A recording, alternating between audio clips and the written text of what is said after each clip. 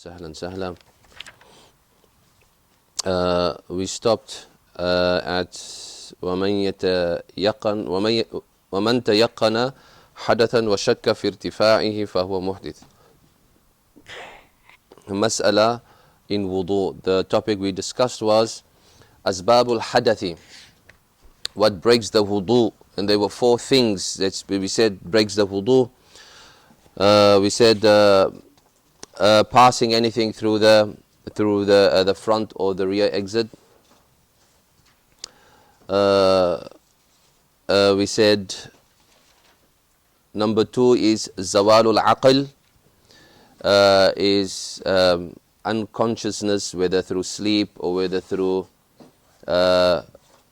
becoming unconscious in any form or way, even temporary insanity and gaining sanity afterwards. All of these things, they break the wudu.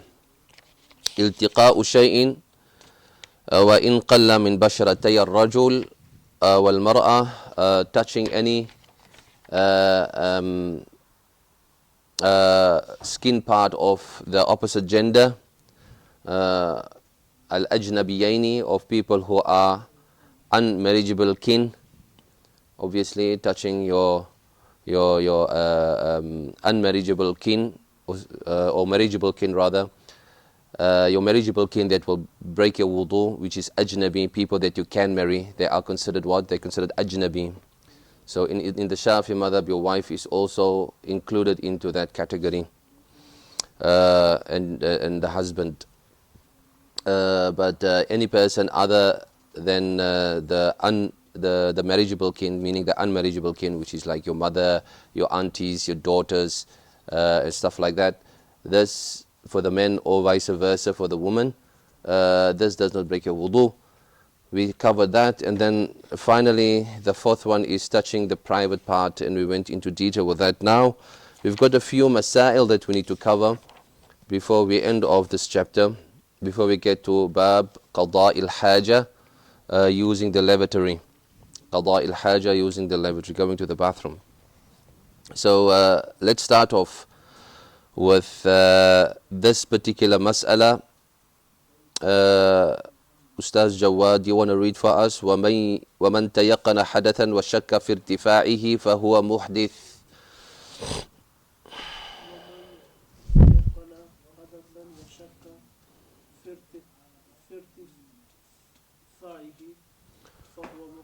It's a mas'ala that we all know. If a person is certain that they have broken their wudu, okay, but they doubt whether they have removed the minor ritual impurity, they are still without wudu.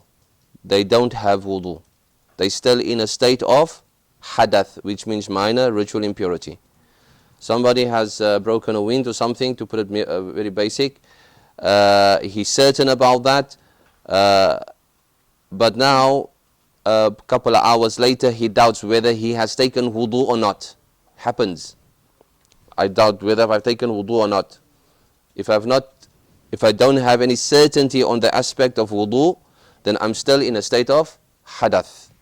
I have to then repeat or do wudu in order to remove that minor ritual impurity.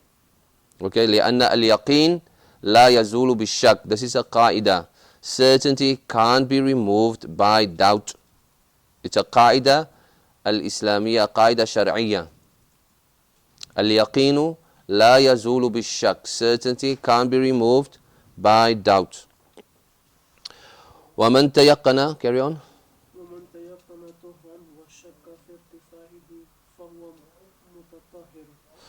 Okay, the opposite. وَمَنْ تَيَقَّنَ طُهْرًا. We are certain we have taken wudu. Right? Hours later, we doubt whether we have broken that wudu or not. What is the state? What is the ruling for this one? He or she is still in the state of wudu. Because you are certain you have taken wudu, but you are doubting whether you have broken that wudu or not. Again, the ruling goes back to the qaida al-shari'iyya, al-yaqinu la yazulu bishak. Certainty is not removed by doubt. Naam. And the hadith, of course, where we learn this from is the hadith in Shaykhan, in Bukhari and Muslim. Shaka ila Nabi sallallahu alayhi wasallam rajulan. A man came and complained to Rasul sallallahu alayhi wasallam and said to him, يخيل إليه أنه يجد شيئا في الصلاة فقال, he said, it is almost like it's I imagine sometimes, he said, from takhayyul, khayyala, takhayyul, I imagine sometimes that I find something in the salah, meaning he found as if he either passed wind or something came out from the front. It's like he imagines it. It can feel it, but nothing there really. What was the answer to this man? Our Nabi Muhammad sallallahu alayhi wa sallam said, لا ينصرف حتى يسمع صوتا أو يجد أو يسمع صوتا أو يجد ريحا. You don't leave your salah, stay in it until you hear something or you smell something. Then only you stay in your salah.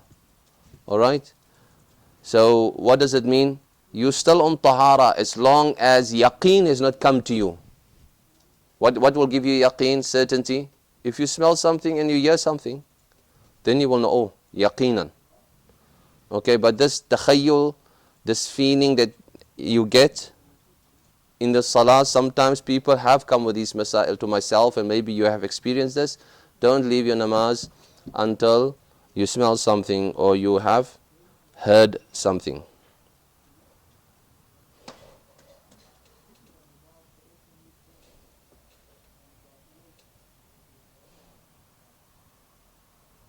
Nabi Muhammad sallallahu alayhi wa sallam in another hadith, this is hadith in Tirmidhi and Abu Dawud, a man came to Rasul sallallahu alayhi wa sallam, said, he didn't say he imagined something, but he said, I felt something in my stomach growling. Okay? The thing that people get when they have an upset stomach, okay? And Nabi Muhammad sallallahu alayhi wa sallam gave the same answer. Don't leave the masjid until you smell something or hear something.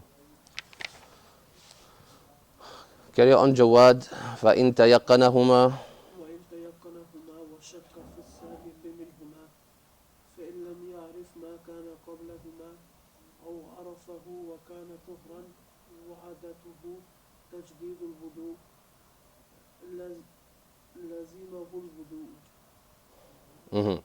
Another mas'ala. So if the person now has both, he's certain that he has taken wudu and he's certain that he has also broken the wudu. What then? Okay? وَشَكَّ فِي سَابِقِ مِنْهُمَا, but he doubts which one of the two is first. I can remember taking wudu and I also can remember, breaking that wudu. But which was the first one? Because if we can find out which is the first, then he can know exactly what to do next. But he doesn't. فَإِن لَمْ يَعْرِفْ مَا كَانَ قَبْلَهُمَا, if he does not know what was before it, before both of them, then he has to take wudu. Okay? So if he can figure out or she can figure out what comes before the two of them, then he will also know, khalas, I couldn't find out which one of the two was first. That's a problem, but I can find out what comes before them, right? So I will know whether I am in a state of hadath or in a state of tuhur, cleanliness or not. But he can't even figure that out. Okay? What does he have to do? He has to take wudu. Okay, what needs to be done? He has to take wudu. Lazimahu al-wudu.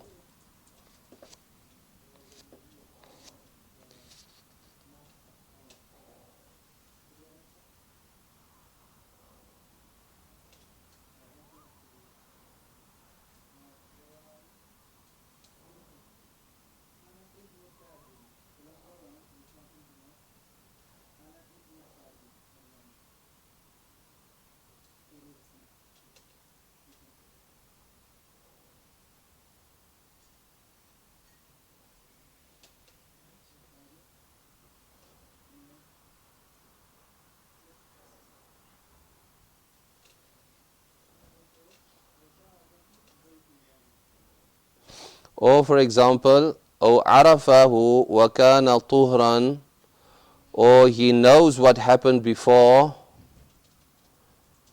He knows what happened before the two incidents. He knows, of course, there was a tuhur and there was a hadath.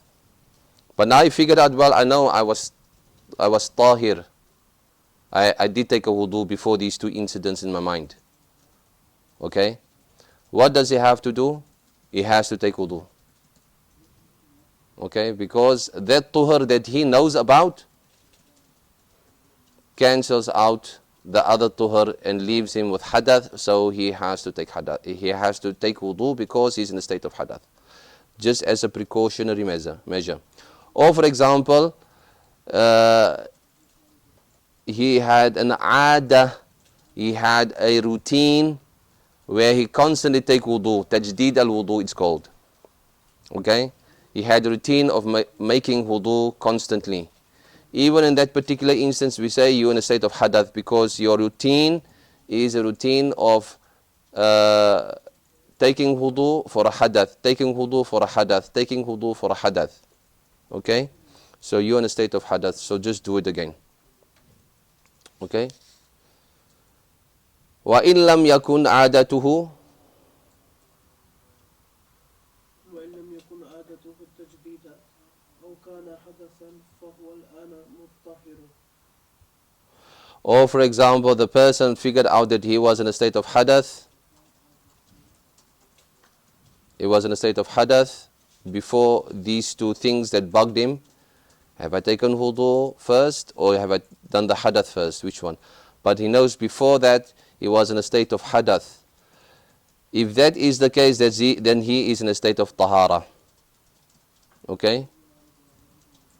And or he did not have a norm of taking wudu regularly, which we call tajdeed al-wudu, over and over and over, then we say that you are in a state of tuhur as well. You're in a state of cleanliness. You don't have to take wudu.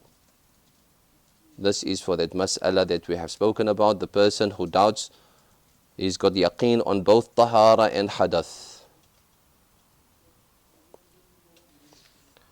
فضل أرسلان ومن أحدث حرمت عليه الصلاة والسجود التلاوة والشكر والطواف وحمل المصحف ولو بإلاقته أو في صندوقه ومسه سواء المكتوب وما بين الأسطر والحباشي وجلده وإلاقته خريطته. وصندوقه وهو فيهما. نعم. Okay, when we are in a state of hadath, there are certain things upon us which is haram, we can't do. We all know that. What are those things in the Shafi'i madhab? وَمَنْ أَحْدَثَ حَرُمَتْ عَلَيْهِ الصَّلَاةِ. First thing, it is haram for the person to pray in a state of hadath. We all know that. You have to take wudu before you pray. مفتاح الصلاة. How is it going? مفتاح الجنة الصلاة ومفتاح الصلاة الطهور. The key to the Jannah is the salah, and the key to the salah is tahur, meaning cleanliness, wudu. So you can't enter into the salah if you're not tahir. وسجود التلاوة, and to make sujood al-tilawa, we have 14 sajda tilawa in the Quran. And if you want to make a sajda tilawa and you're not reading, somebody else is reading, and that person comes across a sajda tilawa in the Quran, it is our duty to make a prostration of recitation.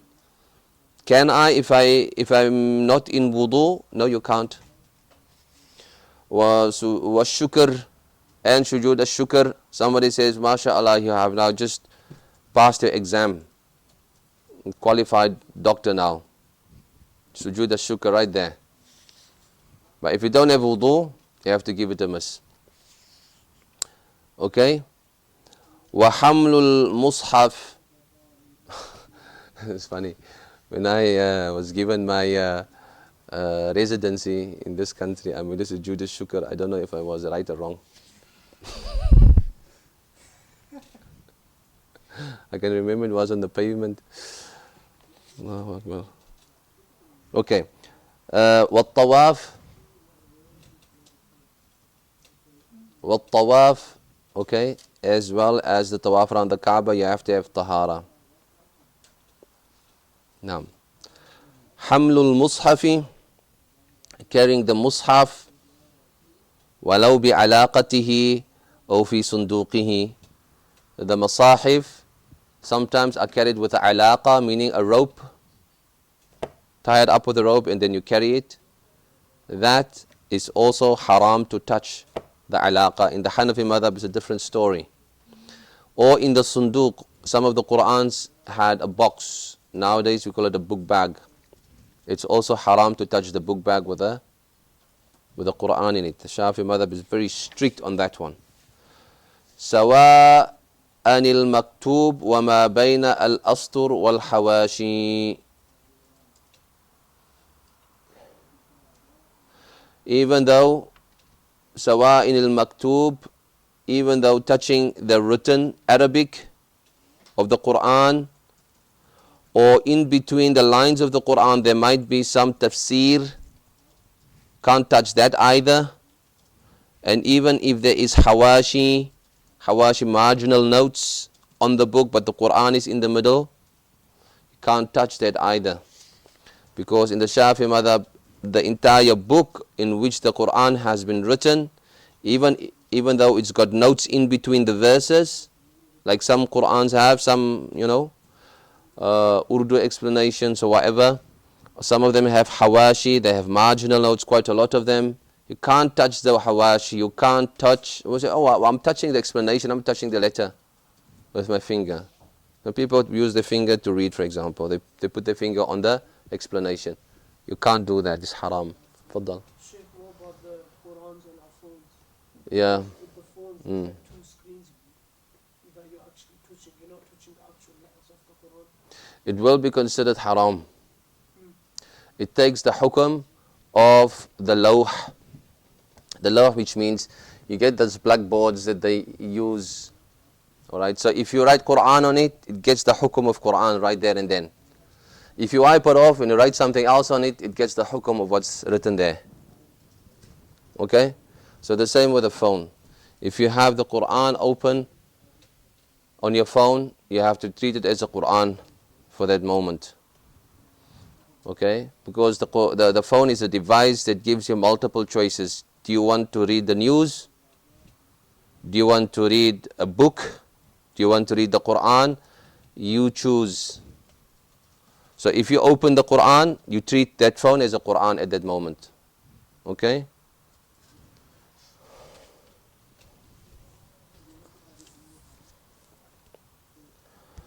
وَجِلْدُهُ, and also the jild, the cover of the Quran. The Quran comes with a jild. Now we have not the original jild, but we have a cover of the Quran, hard or soft, whatever it may be. You can't touch that either. So your Quran, sometimes they put it in a cover, a cloth or something. We all do that. Put it in a cloth, cover the Quran up. That becomes taba'an lil Quran. It's now connected to the Quran, so it gets the hukum of the Quran. So you can't touch it. Now, جلده وعلاقته وعلاقته, or for example, the alaqa, the string that's attached to the jild. Previously there was a alaqa attached directly to the Quran. We said that is haram, you can't touch that because it takes the hukum of the Quran. And the same with the alaqa, the string that's attached to the jild. The jild is the leather that covers, the leather binding that covers the Quran. So if you have a alaqa, something that connects to this jild, to this leather binding, if you touch that, it's also haram. وَخَرِيطَتُهُ,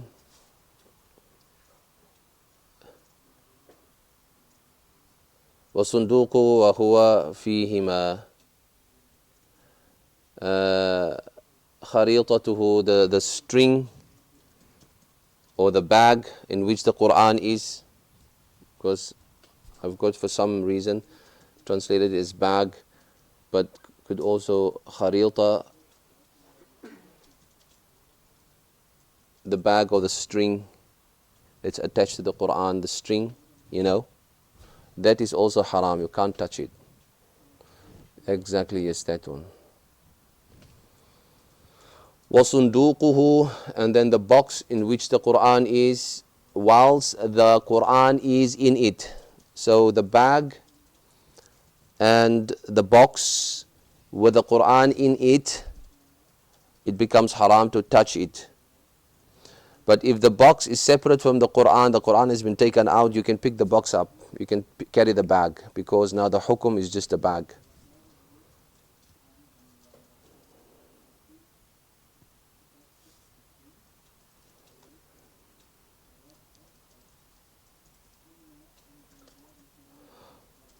وَيَحْرُمُ حَمْلُ وَمَسْ. So yeah.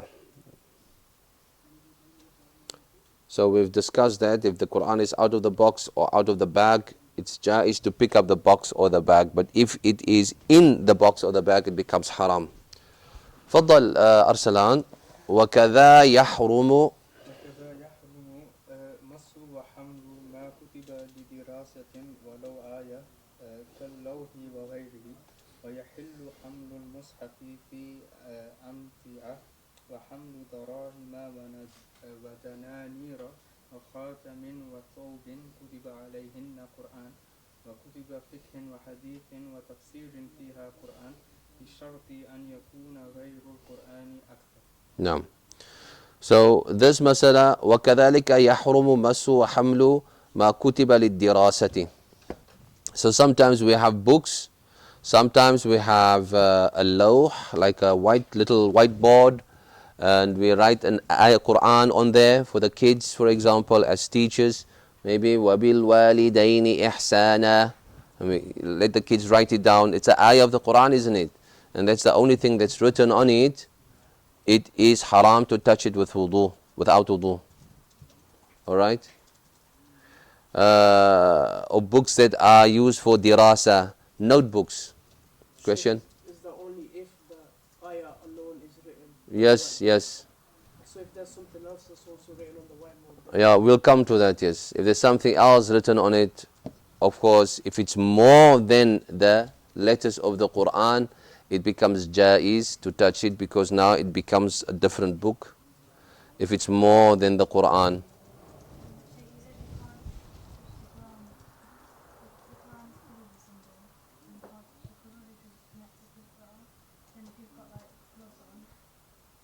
Gloves? No, not in the Shafi madhab. Gloves is not going to help. That is jaiz in the Hanafi madhab. Think that masala will come on, inshaAllah ta'ala.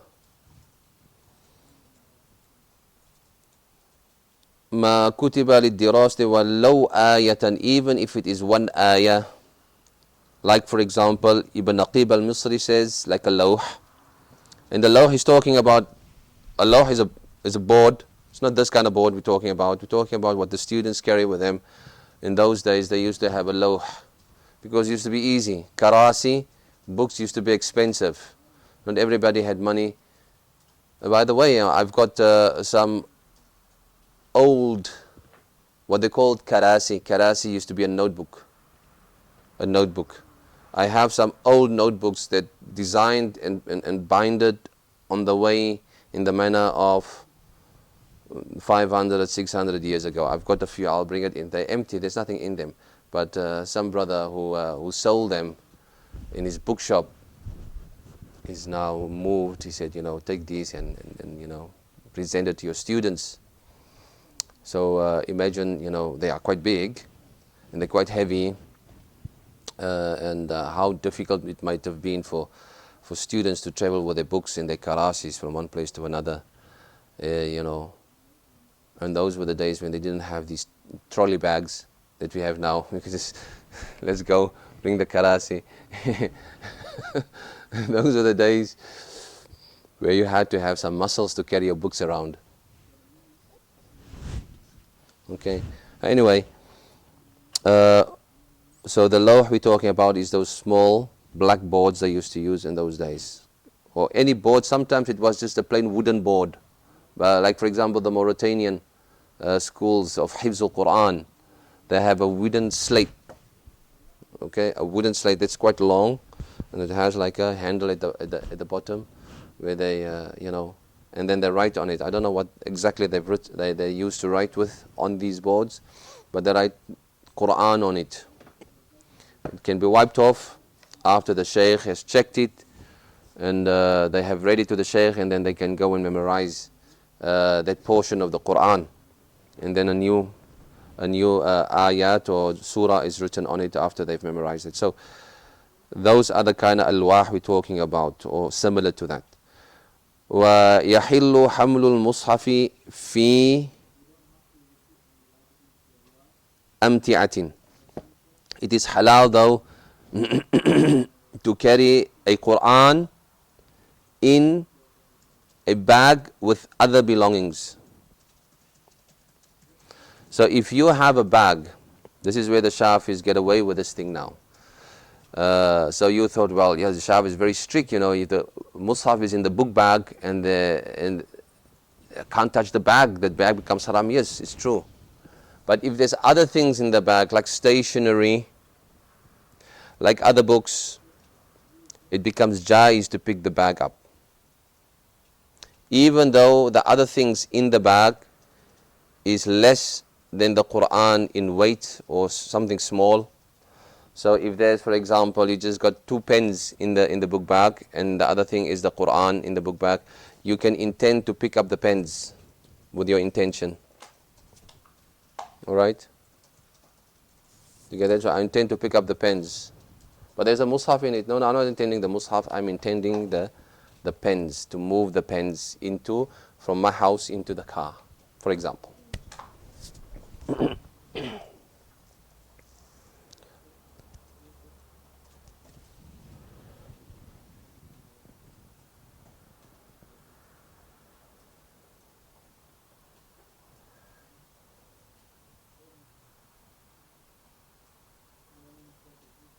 So doesn't matter whether the Quran is bigger and the items in the bag are small. It doesn't matter, because you intended, I'm moving the items in the bag. So you can carry your rucksack or carry a book bag with the Quran in it, as long as your intention is to carry the stuff in the bag other than the Quran. وَيَحِلُّ حَمْلُ دَرَائِمْ وَدَنَانِيرَ وَخَاتَمْ وَثَوْبْ كُتِبَ عَلَيْهِ قُرْآنٌ.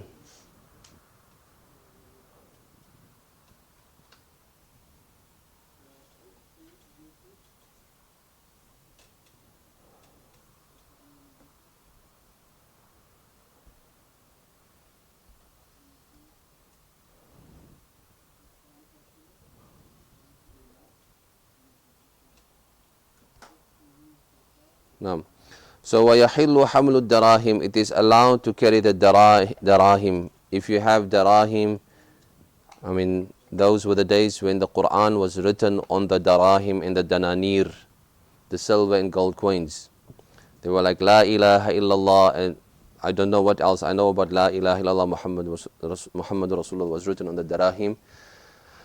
But let's say there were Quran written on it, and of course here Ibn Naqib al-Misri, he testifies that there was Quran written on dananir. So he's making this mas'ala. The question was asked, and this is his answer. Wathawb, for example,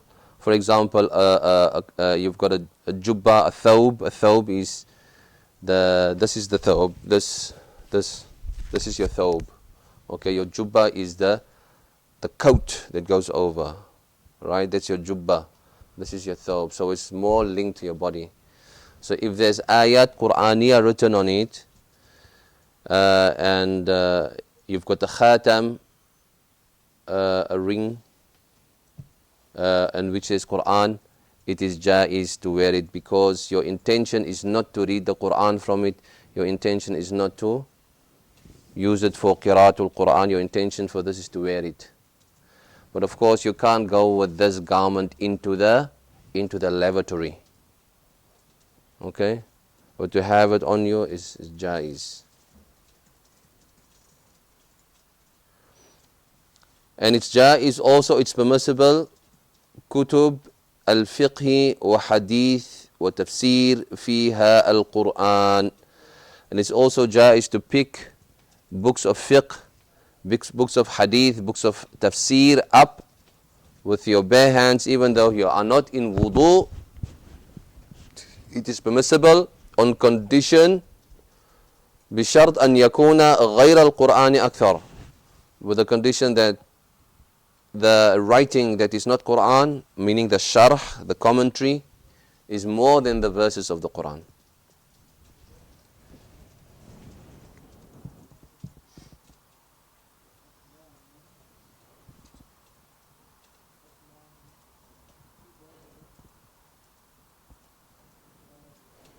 Sheikh, Now, what about the Arabic of the hadith?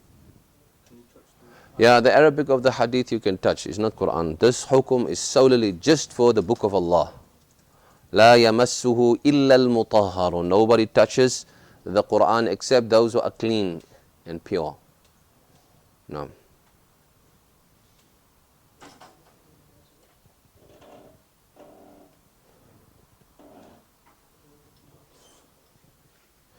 What about young children who are sabi, 5-year-old, maybe 4-year-old, who are going to madrasa and they've got the qaida and there's Quran in it and they're trying to learn the Quran? What is the hukam for them? You know, getting them to stay on tahara is not that easy, and you know, what do we do? Okay, 99.9% they go to madrasa without wudu anyway. Except for the odd, you know, majdoob. You get some majdoob 5-year-olds. Stage, I need to take wudu. La hawla wa la quwwata. That's some. Okay. So the hukum. Read for us the hukum. ويمكن. ويمكن الصبي المحدث من حمله ومسه ولو كتب محدث أو بس okay. ويمكن الصبي المحدث حدثا أصغر. It is jaiz for a sabi, a child, young child, who does not have wudu, to carry the mushaf and to touch the mushaf. Okay, whether it is hadath asghar or akbar. No, doesn't hadath akbar is very far fetched, but if there is a case where a sabi is in a state of hadath akbar, khalas. Okay, that's included as well, according to the more authoritative opinion in the Shafi'i madhab. So there are other opinions that says they can't, they have to first take wudu. But the authoritative opinion is that is lil haja, it is for a need, and it has to be hajatu ta'allumihi wa darsihi.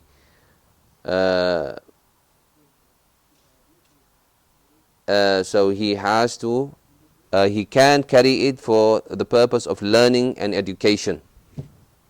Now, but if he is not going to the madrasa and the mushaf has to be picked up now, and he can, you know, if it's not for any, if it's for any other purpose, then he can't touch it. And he has to take wudu. All right. Faddali. How strict are you with the age? Yeah. So up to the age of 7, I would say you would give them that leeway. So 4, 5, 6. Once they get to the age of 7 and they become, you know, more aware, like I said, you know, sin, not sin al-bulugh, they call it sin al-rushd, the age of guidance, where they know now a little bit of halal and haram. They can eat by themselves, they can use the bathroom by themselves, they can dress themselves. We call it sin ar-rushd. When does it kick in normally? About 7. Some clever ones do it at the age of 6. All right, but they do it comfortably at the age of 7. You know, some kids still, some of our kids at the age of 12, they can't still tie their shoelaces. All right, they don't know how to tie shoelaces, and you'll see their shoelaces always loose. How comes your shoelaces loose? I can't tie it, Abi. How old are you? 12. Now, how do you teach somebody at the age of 12 to tie the shoelaces? Don't know. Can show it to them many times, but anyway, that is, kids are all different ages, different abilities, and you have to bear that in mind. But generally, at the age of 7, they reach the age of rushd. So you make it incumbent that they have wudu.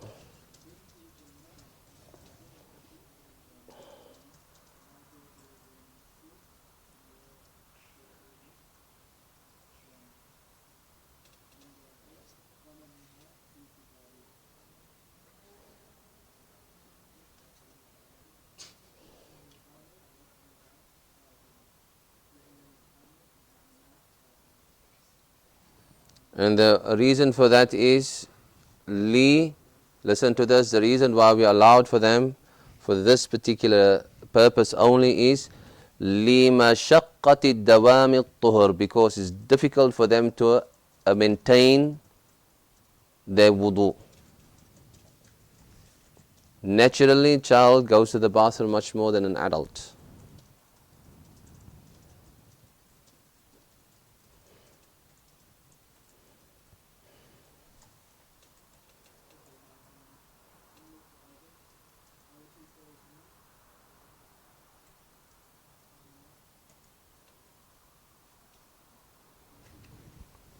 And some of the scholars say, anything that is a wasila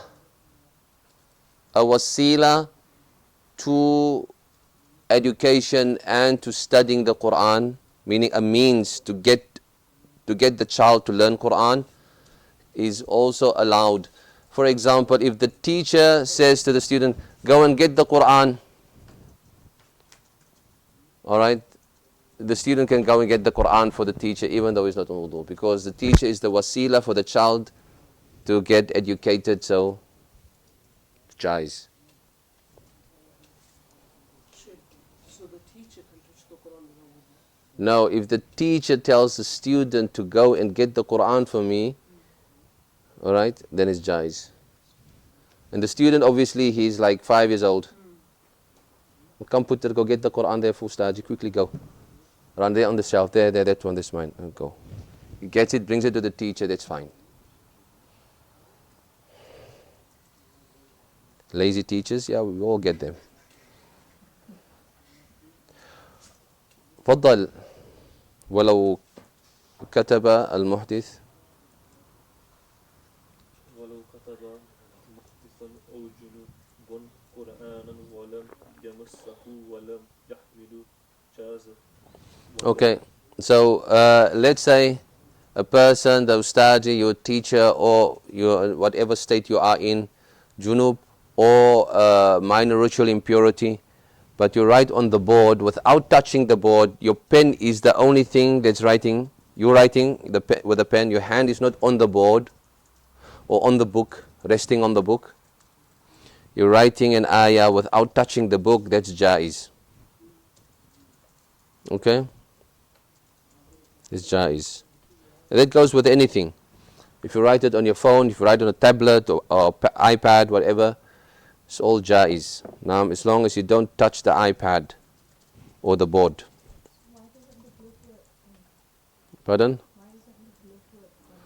Because the glove is considered hamil, is considered touching, is considered carrying. The glove does not break the concept of carrying the Quran or touching the Quran. It doesn't break that. If you had a glove on and I said, carry that Quran for me, I would say, you have carried the Quran, didn't you?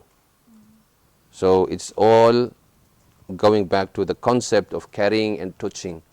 لا يمسه. Don't.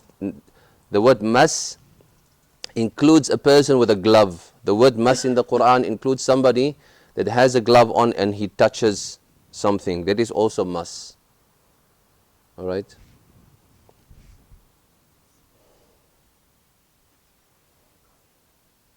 ولو خاف على المصحف. فضل. ولو خاف على المصحف من خلف أو جرح أو بكوء في يد كافر أو نجاسة وجب أحده مع الحدث والجنابة إن لم يجد مستودع لكن يتيمم إن قدر. No. So there was one particular argument I had with a Salafi sister. It was in the class, but these sisters were hardcore Salafi, and it's about the sacredness of the Quran. So I said the Quran on the phone, the Quran on the phone is considered Quran at that moment when the phone is open. Okay. And I said, they said, can you go with us into the bathroom? I said, no, you can't go with it into the bathroom. Okay, when the Quran is off the phone, and there's, the phone is closed, whatever, can I go into the bathroom with the Quran, with the phone now? I said, yeah, of course you can, but I would say, because if you use this regularly for your Quran or for, religious things and stuff like that, then probably best not to. So I told them there's something called taqwa and there's something called fatwa. The fatwa gives you the permission to go with your phone into the bathroom. But I would say taqwa, probably because I use this phone for lectures and for Quran and all of these things, I'll probably leave it outside, adaban, because this is a religious tool for me. All right? Anything religious, you leave outside. Where did we learn that? When Nabi Muhammad took off his khatam, all right, he left it outside.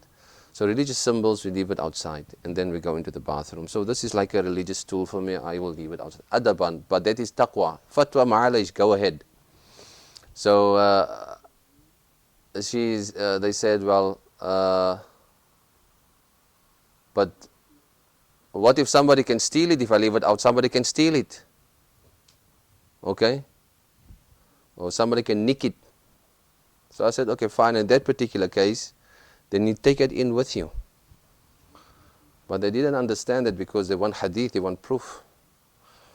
So I couldn't give them the proof. And here's the proof. وَلَوْ أَخَافَ عَلَى مُصْحَفٍ. If you fear that something's going to happen to the mushaf, min gharaqin, is either going to drown, meaning it's going to sink and it's going to go, أو وقوع في يد كافر, or it can end up in the hand of a kafir, and that is also impermissible, right? Our Nabi Muhammad sallallahu alayhi wa sallam prohibited the Sahaba to travel with the mushaf.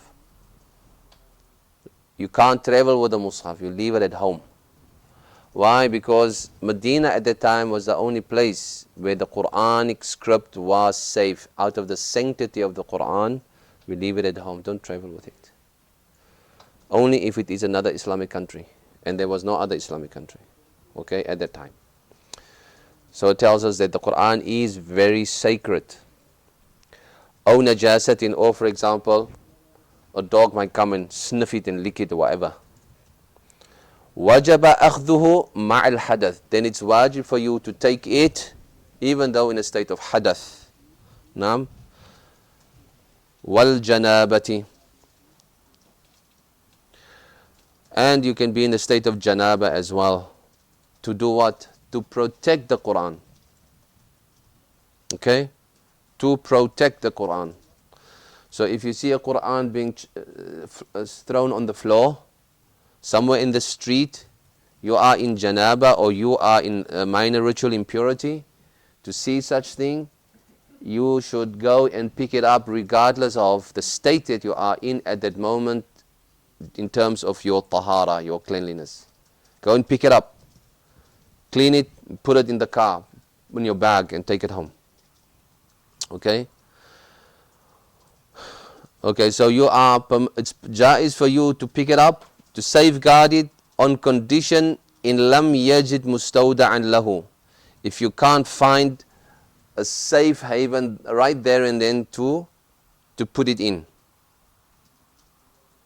So if you have, you see there's another brother. Brother, are you on wudu? Yes, I am. Can you please pick up that Quran? You might have not seen it, but it's right there, right, khalas. So before you do it and you see another brother that might have wudu, you ask them, oh, I'm not on wudu, then you can pick it up anyway. You understand? Or a safer place, so you, if it's only you in the Quran and there's nobody else, but there is a place where you can put the Quran safely, pick it up, put it on the safe place, and that's it. Alright, so no need for you to carry it.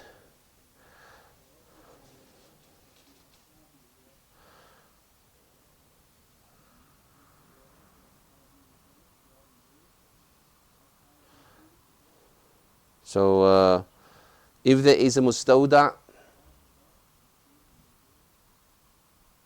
or if the Quran is already on in a secured place, let's say for example, but somebody might come and take this Quran, but it's already in a secured place. It doesn't become wajib on you to protect the Quran. Okay?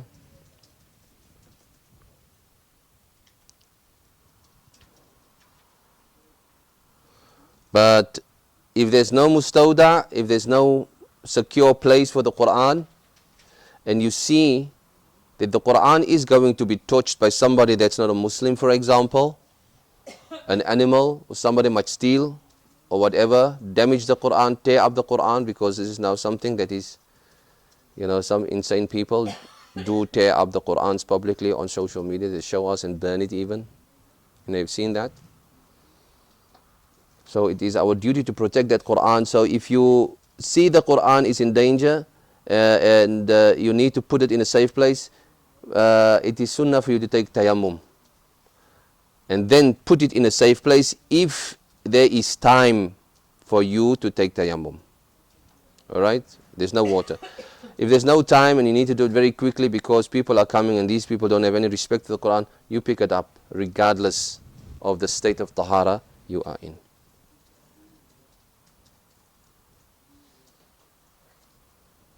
Okay, and to take tayammum, it is wajib on you to take tayammum. If you can, if there's time for you to take tayammum. And tayammum is very easy, very simple, quickly. It takes maybe 10 seconds to take tayammum.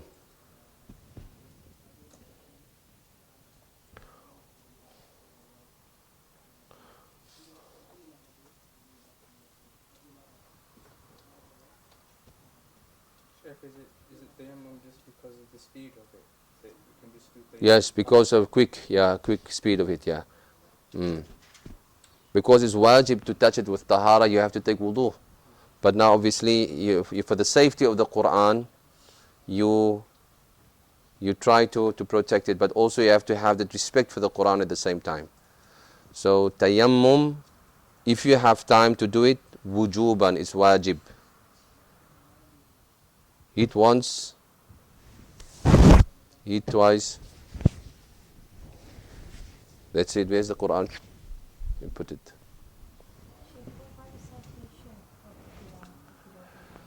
Jaiz, you can recite the Quran if you don't have wudu. That's permissible.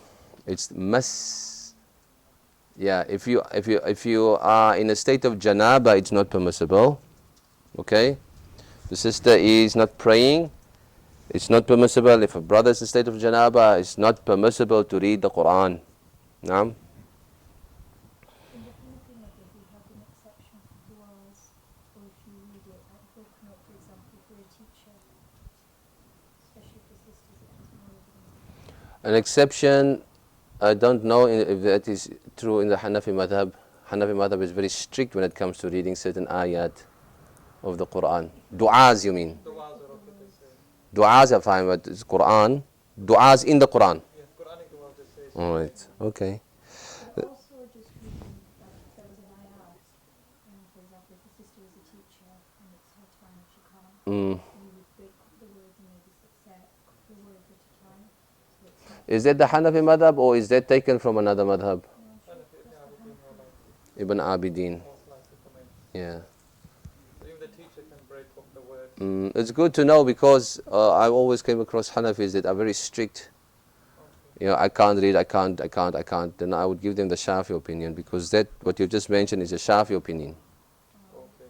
Yeah, you can even read the entire Surah Yusuf with the intention as a qissa. Because Surah Yusuf is a story, isn't it? So with the intention of a qissa, with the intention of dua, with the intention of hukum, to give a hukum, a ruling from the Quran, it's all jaiz in the Shafi madhab, if you do it with that intention. But if you do it with the intention, because Quran only becomes Quran if you intend to read it as Quran. Oh yeah, like if you separate them and consider them to be just Arabic, spoken Arabic words, is jaiz as well. In terms of, there's a fatwa that we normally take from the Malikis, and that is for muallimas and for hafidhat. For muallimas and hafidhat. So the muallima, of course, if she teaches the children Quran, she won't be able to read it when she is not praying. For her only is an exception in the Maliki school of thought, and also if she's a hafidha, if she's memorizing Quran, because you need to read every day of your life to keep the Quran strong and revise it regularly. So if you have 7 days off from reading the Quran, that might have an impact on your revision. So for them two individuals, the hafidha and the muallima, it's jaiz for them to read the Quran. Right. Alhamdulillah, and that is the end of our chapter. Last mas'ala, وَيَحْرُمُ تَوَسُّدُهُ وَغَيْرُهُ مِنْ كُتُبِ الْعِلْمِ. It is haram to use the Quran as a pillow. You can't lean on it, sleep on it. And any book, any Islamic book, hadith, fiqh, tafsir, Arabic, any book that's affiliated to Islam. Like what happens sometimes, a student fall asleep on his book. يحرم ذلك. نعم أدبا مع القرآن.